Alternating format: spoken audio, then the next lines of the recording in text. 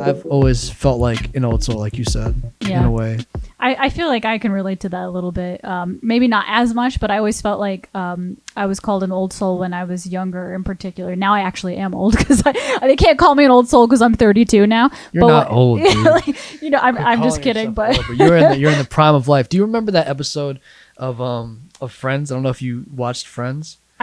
I did. I wasn't like a big Friends like person, but I did watch it. All right, this podcast is over. No, but okay. So there's this episode where this character named Monica and Chandler. I know who they are. I've seen it, but yeah. Okay, so Friends was a show in the 90s, right? Yeah. No, but okay, so they were. You are an old soul because I'm old and you know more about it than me. About Friends, but okay, so they were married, and then Monica was super sick, and she still wanted to feel attractive with Chandler, and she was trying to seduce him while she has the flu, and then she's like crawling on him. She's like, "Come on, let's go.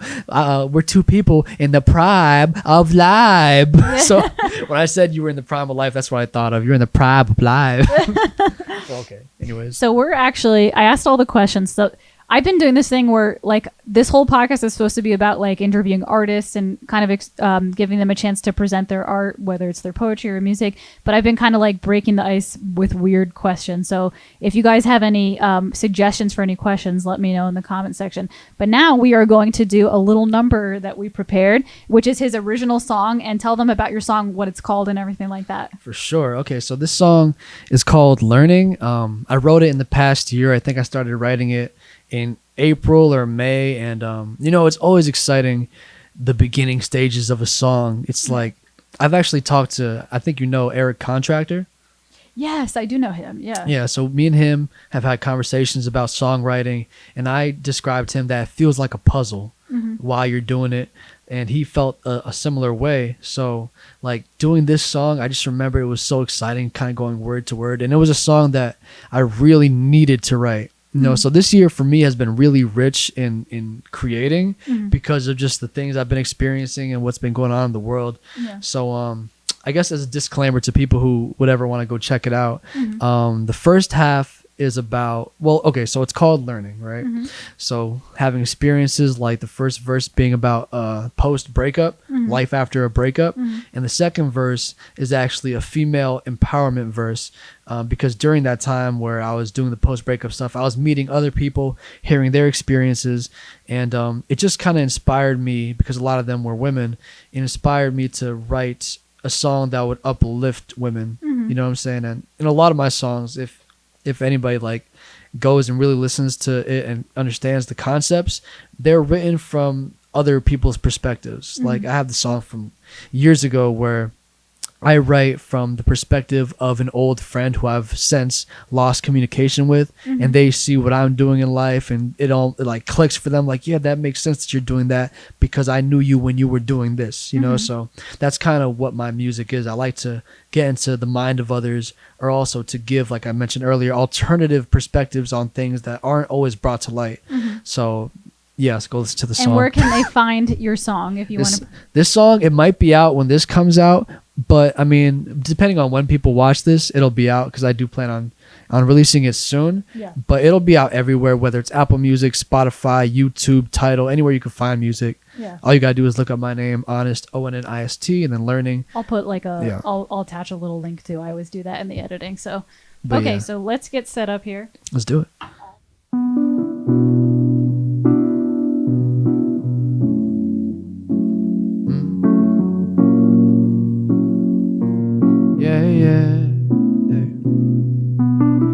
Feel like now more than ever I'm learning. When people come and go, they were serving a purpose. Some people just a stage, when it's over, it's curtains. Just let go when it's hurting, gotta know what your worth is. Feel like now more than ever I'm learning. When people come and go, they were serving a purpose. Some people just a stage, when it's over, it's curtains. Just let go when it's hurting, gotta know what your worth is. Ayy. Back on my shit again, always stood out, give a damn about fitting in. Times change, cruel world that we living in, but I'm numb to it all, I just ain't been feeling it. Me and you go way back, I'm talking way back. Being with you was a way of life. When I'm laid up chilling, my demons tend to visit. I just hope that they don't stay the night. Yeah, the only one who understood me when everyone overlooked me. But truthfully, I don't miss you, I miss the person you used to be. Can't even look at you the same, knowing you couldn't picture a future with me nearly took me out my frame. Rejected by the one who knew me best, made me feel like I was nothing, knowing you viewed me less. Ironic how on stage in front of strangers is the only place I feel comfortable, only way I'll be vulnerable. Fear of people knowing me, still wanting them to notice me for everything I keep inside, just like a quarantine. I've been through the worstest of periods, regardless I just view them as a learning experience. Feel like now more than ever I'm learning. When people come and go, they were serving a purpose. Some people just a stage, when it's over it's curtains. Just let go when it's hurting, gotta know what your worth is. Feel like now more than ever I'm learning. People come and go, they were serving a purpose. Some people just a stage, when it's over it's curtains. Just let go when it's hurting, gotta know. First off I'ma say you perfect just the way you are. Created from the universe, same stuff as the stars. Divine feminine, I can sense your purity, but they try to break you down, exploit your insecurities. Love going out, love to get gussied up, love to hear your girl say yes, fuck it up. You living life all in good fun, but truth is deep down you do it cause you feel like you're not enough. The way you hide your true self is a tragedy. Why you think they call it makeup, baby? It's all fantasy, but you a work of art. Your creator is talented. God knew what he was doing when he painted your canvas, but you more than just a piece in someone else's collection. All the pressure to look impressive, call that oppression. Don't have to look exceptional to gain my acceptance. Every curve, subtle detail, every blemish a blessing. Wishing for Mr. Right, hoping he finds you. Trying on diamond rings, aspire for finer things. Blind to what's already inside you. What you got is worth more than what money can buy you. Yeah, the truest statement, this should be understood. You illuminate every room more than any fluorescent could. When we see your soul shine, that's what make you so fine. Give us a glimpse, you show me yours and I'll show mine.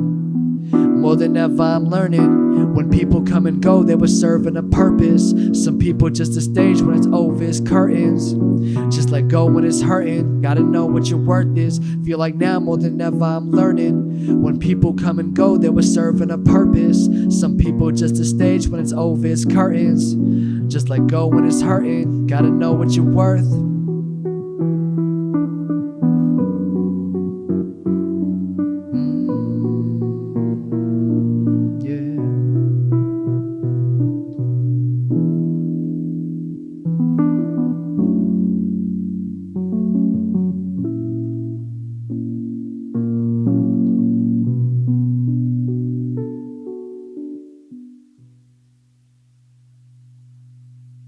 Damn. Yeah. Yo, that felt spiritual. Okay, we are back now. I wanted to say how much I enjoyed that performance right away, but my microphone was in the speaker, so I couldn't. But that was so awesome, dude. You did a really great performance. I mean, you killed it. Cheers. Clink. There you go. But yeah, that was a lot of fun. That was good. I was just thinking to myself, like, it's so different performing music with another artist, another musician, whether they're an instrumentalist or just another vocalist. It's a different vibe because you're vibing with somebody else's energy instead of just, you know, singing or rapping to a backing track. Yeah. It's so different because, like, you hear all the nuances. Like, it was really special. And I was telling you before we finished up that just felt spiritual. You know, I felt it. And I'm glad that I didn't mess up as bad as I could have. You did. I messed up one note, like, I played a bass note that for whatever reason came out like really loud. So I don't know if anybody heard that. It was just like burn. I'm like, what the hell just happened there? But I didn't hear any mess ups on your part at all. Yeah, you did fine, bro. You killed that. You really did. And it's been so long since I have performed with somebody live, else. Yeah, I think I performed with a guitarist before, drum players where they were just like playing the rhythm to whatever song it was. So this is history right now. Oh yeah, you know? No, it's those live performances, like and going back to what we were saying about conversations, it's almost like performing live is almost similar to like the art of a conversation, because like I've seen some live bands where like one guitarist like wants to be the star of the show or whatever, but it's kind of like you have to feel each other, and it's very much like a working relationship. It's not like I'm the star or you're the star. It's like we're all working together to like show each other's strengths and like build this together. So it's always a lot of fun to do a live performance. So. No, yeah, that was awesome. Yeah, that was good. I had a good time, and now I'm allowed to drink. So because you're not worried about messing up your voice now. Messing up my voice, getting like all slurry. It's like for me when I'm performing, like I need to be super focused because I'm thinking about so many things. Like, am I projecting too much? Am I coming off like aggressive with the tone? Am I getting the words perfectly? Because when that's good though. Like the fact that you're thinking about all those things is a good thing, because it's like you have to be able to give yourself constructive criticism, because I know too many people that aren't willing to do that are just like a little too aggressive when they do get criticism. And then again, there are some people who are going to criticize you unfairly because they're jealous or whatever. That definitely happens. But for the most part, I think in order to be an artist, it's kind of like the curse of the artist. You need to be able to take a good look at yourself and see your flaws and your strengths. Usually we see our flaws more than our strengths, but you have to be willing to think about these things while you're, becoming an artist. So I've been learning to be more gentle with myself when it comes to my constructive criticism. Like, I used to just be so hard on myself on like, especially if I was recording and then I'll listen to it back and I'm like, oh no, this isn't, what I wanted. I didn't say it how I would like it. Cause I feel like whether or not I deliver it properly, I know what I want it to sound like in my mind. So when it doesn't come out that way, or when I perceive it that way, then I would like beat myself up. Yeah. Like, and just like be like, oh man. But these days I'm kind of trying to look at it from a more gentle lens. And also I've progressed. I've learned more, practicing and whatnot. So I think that my vocal delivery is improving. So it's like a combination of me getting better at my craft and also just kind of taking it with a grain of salt. Like, bro, you probably sound fine. Yeah. I know you've sent me like a few things in the past, and I did notice the last one you did was like, it was not that the other one was like bad. I'm not saying that at all, but I mean, just like I've seen your improvements over the years. Like, oh wow, you've really improved and like put a lot of work into it. I did notice that, like with your vocals, it was like really on point. This last one, the one with the, tell me the name of it again. Better Days. Better Days. Yeah. So where can they find Better Days? They can find Better Days currently right now on YouTube, because it's like, I use a beat that's not mine, so I'm not really allowed to put it on Apple or Spotify, but it's definitely on YouTube, so please go listen to that. So interesting. YouTube doesn't have like, you can play other people's songs on YouTube. You're allowed to cover other people's songs. So basically it wasn't really a copy. I just used their beat and I crafted a whole song out of it. So I wasn't really copying them. It wasn't like, how some people do like a karaoke type thing where they're like a cover. It wasn't really a cover, but because it's not my beat, I don't have ownership of it. I didn't even try to put it on Apple Music because I know it would have gotten struck down. But yeah, it's there. And that's the thing with rap though. Like, you could do remixes and things like that and YouTube won't have a problem with it. There's thousands and thousands of people who have remixed other artists, larger artist songs, and it's not really a problem. So you can put it on Spotify? Like if you use someone else? Because I've seen some other artists, unless they maybe paid the original artist or they paid for it. I think that's... Is that what it is? That might be. Honestly, I didn't even try. I would like to maybe put it on there if I can, but I think I assumed, see now I'm stumbling because I've got the wine, but I assumed that it would get struck down because I've seen that happen in the past to people. Yeah. I could give it a shot because a lot of people have been asking me to put it on Apple or Spotify because that's their streaming platform of choice. And, lots of positive feedback from that song. Like I was saying before, like being more gentle with myself. When I go back to listen to that track, even though I did feel like I did a good vocal delivery with it, I listen to it now, I'm just like, this is good. Like, I like it. It's something that I'm proud of, Yeah, that's really good. Who are some of your rap influences? Like, who are some of the artists that influence you to in your work, that you see pieces of them in your work? I think really maybe the biggest influence, because I have a lot. I mean, growing up listening to rap and then R&B and just kind of in that world, you hear a lot and then you enjoy it. So I'd say, though, my biggest influence would be my favorite artist, J. Cole. And because his music always spoke to me, just like, because he would talk about real things. Like, I'm a person, I like to hear something that's substantive and like intellectually transformative. And he would... the way he may not put his songs in a complex way, but he'll say things in a way that kind of blows your mind in terms of just like, nobody else is saying that.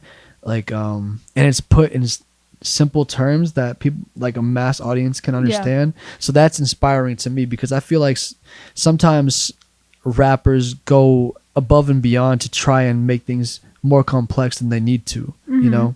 And sometimes it's just putting things in simple terms, but in a clever way that hits the hardest, you know? It's funny. I've noticed like similar things with musicians. Like, I feel like nowadays, like the hot, cool thing with musicians is to like, be as like badass of a shredder as you can be. And like sometimes there is a time and place for that kind of thing. But like you said, like it's the same in rap. It's like some people are trying to complicate it and trying to come across as super intellectual or super creative. And sometimes the most creative things and the most genius things are simple. You know what I mean? I find a similar thing with instrumentalists. It's like sometimes I feel like nowadays, especially, I guess because of the internet and because of Instagram, like there's just so much to compete with now. So people are always trying to get better and better. But sometimes the things that hit the heart can be quite simple, you know? I agree. So. Like if we transfer that same principle to rap and hip hop and that music genre, like even beats, like not saying the simpler the better, but more often than not, it's the simple beats that just take off. Yeah. And I think what you were saying with some musicians who try to be badass and shredders, that's kind of similar to people who try to rap fast. You know, they're trying to show their lyrical ability, which like is impressive that you can do that and you could put that many words into one bar and then you could deliver it in a way that it's comprehensible and it doesn't sound sloppy. But at the same time, a lot of those guys who do that end up not saying anything. Like their content, you're not saying much with that. But then there are the people that find the sweet spot where they can like sound like they're going a million miles a minute and have those complex cadences and flows, but then they're saying something that actually matters, you know? So that's like, that's when it impresses me. Like, you know, I don't want you to just be sounding like one of those guys who are trying to sell something at an auction, just like, like I know what you mean. You know, like that's cool, but there's I overheard somebody saying that too about the guitarist that passed away, Van Halen. They were saying that someone who was like a really big fan of him, they wrote something about him on their Facebook or something, and I don't know if they wrote it or if they were quoting somebody else who wrote it, but it said something like one of the geniuses of Eddie Van Halen was that he didn't shred constantly. He could shred, but he left room for breath. Like he would do simple things and then shred. Like, you know what I mean? He found a balance with it. And the same thing with pianists. Like there's some pianists out there that like I can never play as fast as them or as like technically savvy as them. But sometimes when I hear them playing, it's like I don't hear the emotion or it's like a computer. It's like they're focusing more on the technical aspects of music instead of the soul of music. Exactly. If I could draw another comparison with hip hop, in my experience, it's like a lot of people who are fans of hip hop, they want to hear bars, right? So when I say that, they want to hear something clever. They want to hear you flip a word or a phrase. They want to hear a turn of phrase that makes you go, like makes you have a face like, ooh, or like just like, what, he just said that. But for me personally, I could write songs with chock full of bars all day and things that make you go, wow. But I rather write a song that has a concept and that has a theme and that like strums the heartstrings, that has bars stricken throughout to get the point across, as opposed to just jam-packing bars and almost wasting them, you know, in a song just to impress you. Like almost to just flex your skill, which is cool sometimes. For me personally, I'm a fan of people who make me feel something. You know what I'm saying? Yeah, I definitely feel the same way about musicians and stuff like that. It's like, yeah, shredding is cool and it's impressive and it takes a lot of skill, you know what I mean? But I think some of these people like possess this skill naturally. The first person, I'm having like an ADD moment now where like my thoughts are leading. The person that comes to mind, there's this one like female pianist that she's very sexy. She's very, very tall and very like has a great body. And she uses it to her advantage and she's very technical on the piano. I can't remember her name for the life of me, but like people who our pianists will know exactly who I'm talking about because she's like Lola. I think her name is Lola Stanova or something like that. Lola. She like shreds on the piano, but she's like wearing like Victoria's, not literally wearing lingerie, but you can tell the whole thing is about like her showing off her hot body and her technical skills, and it's crazy. Like she gets so much attention and so many followers for that, and it's Right.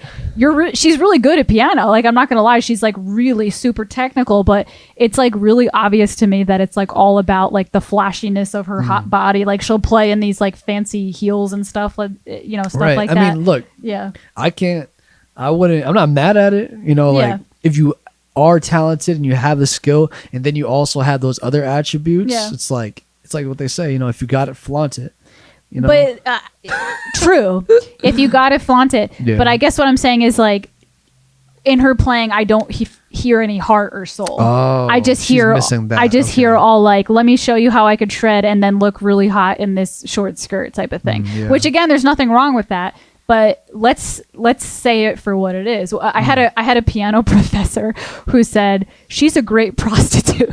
And gosh, that's a little harsh. I know it's Damn. a little bit harsh, but I understand what she was saying. She was basically saying like, let's see this for exactly what it is. Like she's a great shredder and she's very sexy, but it's not the same as like a pianist who's putting their heart and soul into it. You know what I mean? It's like a separate thing. I get it's that. It's a show thing. You know what I mean? There's a ton of musicians. I mean that could be more obvious than in hip hop. Like a lot of it is about presentation and show. Yeah. And like that. It's a few and far between where you find a successful hip hop musician who has substance and doesn't really focus on like being flashy. So that would be like kind of the equivalent of that. Like whether it's females, or I can stop saying females, women who like show off their body to kind of carry them, because I mean it does matter. People like seeing somebody attractive, and if the skill isn't there, or it's there but not where it could be, then that could kind of carry you to a higher place. As opposed to somebody who isn't that way but has more skill. That tends to get overlooked because our society is so visual. Yeah, it's true. It's like a sad truth. But I do think things are changing, though. I think that people are now becoming more open-minded about that kind of thing. And like I feel like once upon a time it was like in order to be a top quality musician or actress or whatever, you like had to be super hot.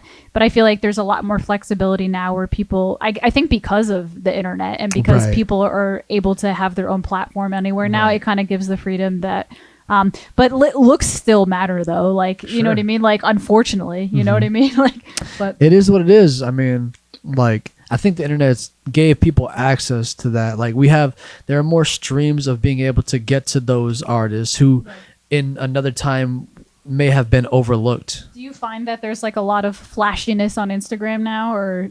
Sure. Yeah. Like, and I mean, like, yes, just, like, that's just what it is, I was like writing some notes the other day, like in my notebook, about like potential comedy bits and stuff like that. And like one of the things that I wrote is that so many girls are like flaunting their asses on Instagram now that it's like they're making asses not cool anymore. Like, you know what I mean? Like big asses used to be cool, but now it's like big asses aren't even cool anymore because so many people are doing it. Yeah, it's like a dime a dozen. Yeah, they're gonna make big asses be out of style. Yeah, exactly. It's like, well, what's gonna be next? You know what I mean? Like, the next trend. If you make big asses not cool anymore, then like, what do we have left? You know what I mean? Like, I get that, but the thing is, like, growing up, I remember seeing in a lot of media, like, how it wasn't so much about people who had big butts. And I never understood that because even as a kid, I knew what I was attracted to. And it was, like, women who were kind of, like, thicker, like, curvier or whatever. And so I would hear in TV shows, like, oh, does this make my butt look fat? And I'm like, well, what's the issue, So I feel like that was an interesting transition in culture, to see that happen. I think like I was listening to one of my aunts. She was telling me that in her high school days, like being really skinny was really popular. Like if you were like one of like the cool, sexy girls, like you were like a stick with no ass, like, you know what I mean? And that was like in style. And I think that was like the 60s or the 70s. And then booties became in style in like maybe the 80s or 90s or something like that. But I just find that, again, like you said, like it's interesting how beauty standards change, over the years and everything like that. Yeah, that's definitely a thing. Like, and that's why it's good to always kind of make your own mind up about things, because trends they come and they go, and a lot of people end up following them because everybody's into this and they kind of just go with it. but to be solid and just know what you like through the decades is better too, because I don't know, I just always knew what I liked type stuff, and like I don't like having society tell me what to like, because society's wrong a lot of the time about so much. And it's like, I think I saw this quote once that said, all society is just insanity agreed upon by enough people, or like the majority, something like that. So it's like, it's so true. Like all of our cultural norms, when we look at them with an objective lens, a lot of them seem ridiculous, but since like it's just been around, or it's traditional, we kind of accept it. Or enough people do it, then we just accept it. It's just, I don't know.